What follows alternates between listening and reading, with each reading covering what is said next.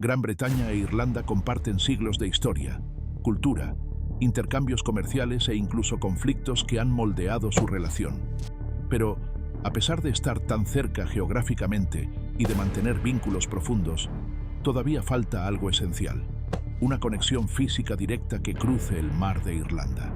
Con la tecnología actual capaz de construir obras enormes, como el puente Øresund que une Dinamarca y Suecia, o el puente Hong Kong-Zhuhai-Macao, uno de los más largos del mundo, cualquiera pensaría que una unión entre Irlanda y Gran Bretaña sería un proyecto obvio e inevitable. Sin embargo, a pesar de todos los planes, ideas y promesas, ni un puente ni un túnel han llegado a materializarse. ¿Por qué? ¿Será por el clima extremo? ¿Por los costos astronómicos? ¿Por la geología del lugar? ¿O existe algo más profundo, algo que muy pocos conocen, oculto bajo las aguas? Hoy vamos a revelar la verdadera razón por la que no existe un puente entre Gran Bretaña e Irlanda, y si en algún momento podría construirse. La idea de conectar ambas islas no es una ocurrencia moderna.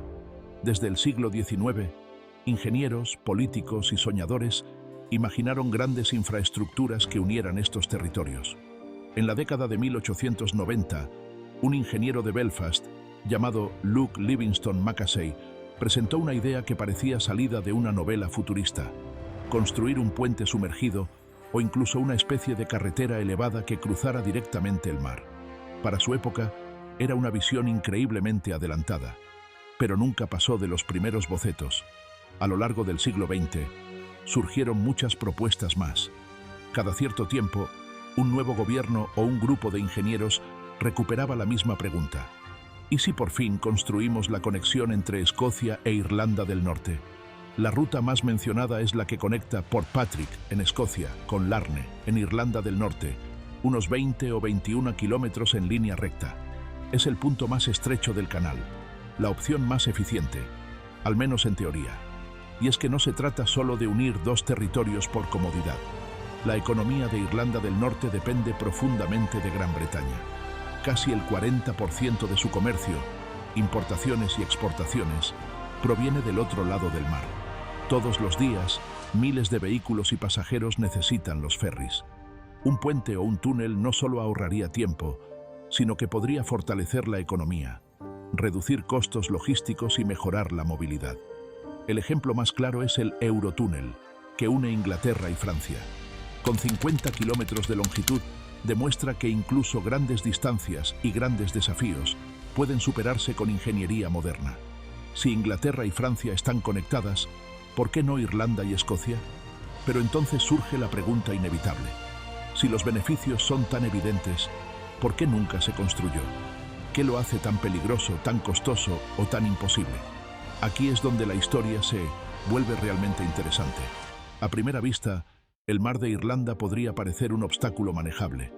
Sin embargo, bajo su superficie se esconde una combinación de condiciones extremas que harían temblar incluso a los ingenieros más experimentados.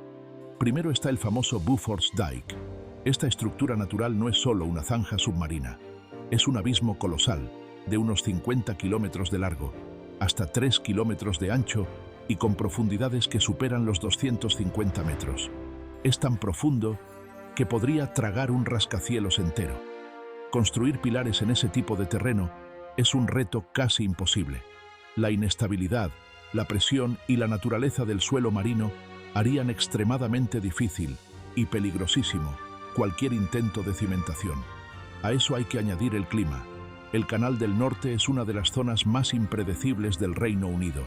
Tormentas repentinas, vientos que alcanzan fuerza de huracán, oleaje violento y corrientes extremadamente fuertes convierten cualquier cruce en un desafío. Si a veces los ferries deben cancelarse por seguridad, imagina una megaestructura luchando contra estos elementos día tras día, año tras año. Pero aquí viene lo que pocas personas saben: la zona también tiene actividad sísmica. Aunque no se esperan terremotos gigantes, los temblores moderados ocurren más de lo que quisiéramos. Y el simple hecho de que el terreno pueda moverse hace que cualquier estructura a largo plazo corra un riesgo enorme. Sin embargo, nada de esto es tan alarmante como el mayor problema de todos: lo que descansa en el fondo del Beaufort's Dyke. porque bajo ese abismo no solo hay rocas, sedimentos y vida marina, sino un depósito de armas olvidadas. Durante décadas, especialmente después de la Segunda Guerra Mundial, el gobierno británico utilizó esta zona como vertedero de municiones. Más de 1 millón de toneladas de explosivos, bombas, proyectiles, armas químicas y agentes tóxicos fueron arrojados allí para deshacerse de ellos de manera segura. Entre ellos, unas 14.500 toneladas de armas químicas extremadamente letales, como gas mostaza y fosgeno. Se suponía que debían permanecer en el olvido, hundidos a tal profundidad que nadie las tocara jamás. Pero lo olvidado no siempre es inofensivo. Con el tiempo, el metal se corroe. Las bombas se debilitan. Los agentes químicos filtrados pueden empezar a escapar. Y lo más inquietante es que ya lo han hecho.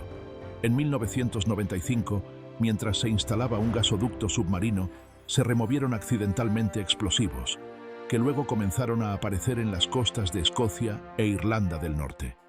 Pescadores locales han encontrado proyectiles en sus redes, algunos tan deteriorados que solo descubren lo que son cuando ya es demasiado tarde. Ahora imagina iniciar un proyecto colosal de construcción, perforaciones profundas, explosiones controladas, vibraciones masivas. Todo eso podría desatar una reacción en cadena, movilizando miles de toneladas de munición inestable. El peor escenario sería catastrófico: explosiones submarinas gigantes, liberación de sustancias químicas, daños ecológicos a escala enorme y un desastre ambiental comparable o peor que algunos derrames petroleros. Pero incluso si pudiéramos lidiar con las armas, la profundidad, el clima y los temblores, quedaría el siguiente problema: el costo. En 2021, un estudio oficial del gobierno británico evaluó la idea del puente o túnel. La conclusión: costaría al menos 335.000 millones de libras, unos 425.000 millones de dólares. Para ponerlo en perspectiva, eso equivale a más de 10 eurotúneles, o a financiar cientos de hospitales, miles de escuelas, o modernizar toda la infraestructura ferroviaria del Reino Unido. Todo para una sola obra que además sería extremadamente riesgosa. Un túnel tampoco sería más sencillo. El Eurotúnel atraviesa terreno sólido. En cambio, un túnel bajo el mar de Irlanda tendría que pasar por un lecho marino inestable y lleno de explosivos y químicos. Un accidente allí no sería solo costoso, sería mortal. Aún así, la idea no ha muerto. Surgen propuestas nuevas cada pocos años. Un túnel flotante suspendido, ferries ultrarrápidos, rutas marítimas optimizadas. Incluso el ex primer ministro Boris Johnson llegó a decir en 2019 que el puente era una idea fantástica. Pero cada vez que los expertos revisan los números, llegan a la misma conclusión: demasiado peligroso, demasiado caro, demasiado incierto. Y queda un último obstáculo: el medio ambiente. El Buford's Dyke es hogar de ecosistemas únicos, especies vulnerables y rutas migratorias importantes. Una obra de esta escala podría destruir hábitats enteros, alterar la cadena alimentaria y generar contaminación que afectaría no solo el mar de Irlanda, sino áreas más amplias del Atlántico.